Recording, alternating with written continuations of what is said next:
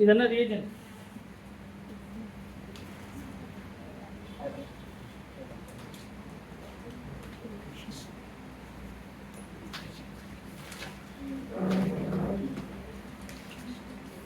சரிடா, என்ன ரியேஜன்ட்?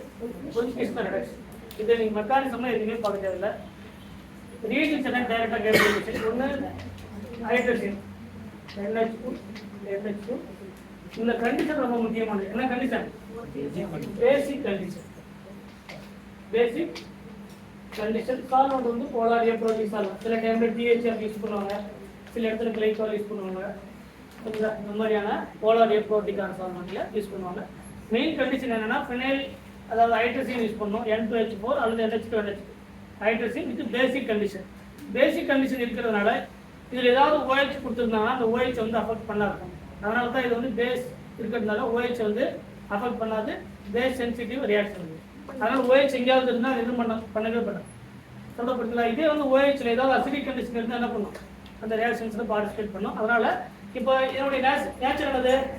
உல்ஃபிஸ்னரில் CO குரூப்பை CH4 குரூப்பாக கன்வெர்ட் பண்ணால் மட்டும் போதும். இது என்னது கிடைக்கும்? சைக்ளோபென்டேன் கிடைக்குமா? கரெக்டா? CO குரூப் என்ன மாறி இருக்கும்? CH2 மாறி. இங்க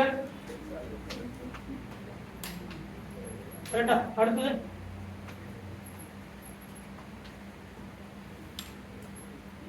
நெக்ஸ்ட் NO2 குரூப்பை ரெடியூஸ் பண்ணாது. இதை மட்டும் ரெடியூஸ் பண்ணலாம்.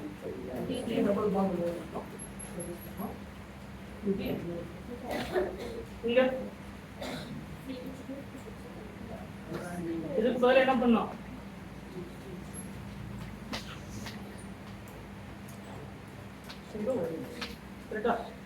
இதுக்கு மட்டும் எடுத்துட்டு அப்படியே எழுதுனா சரி.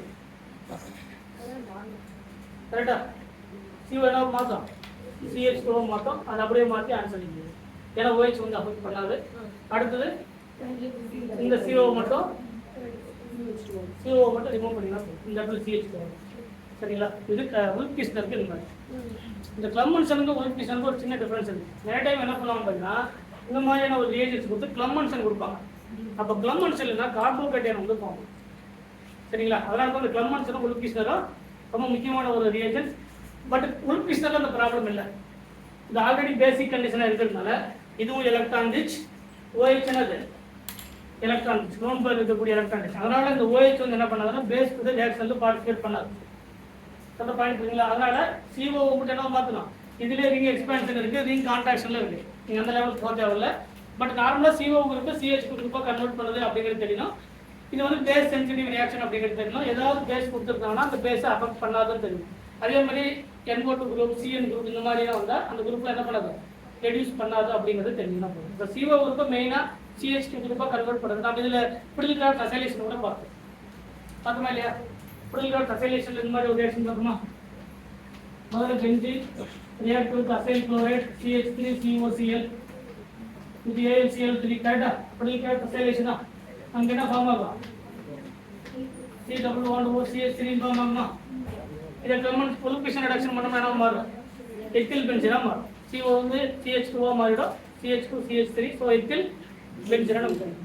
சரிங்களா? அதனால தான் அதில் வந்து நம்ம லீனியர் செயினை வந்து ப்ரிப்பேர் பண்ணுறதுக்கு ஒரு மெயின் ரீசன் வந்து என்னன்னா இந்த பிடில்கிராஃப்ட் அசைலேஷன் அப்படிங்கிறத நம்ம பிடில்கிராஃப்ட் அசைலேஷன் பார்க்கும்போது பார்ப்போம். கரெக்டா?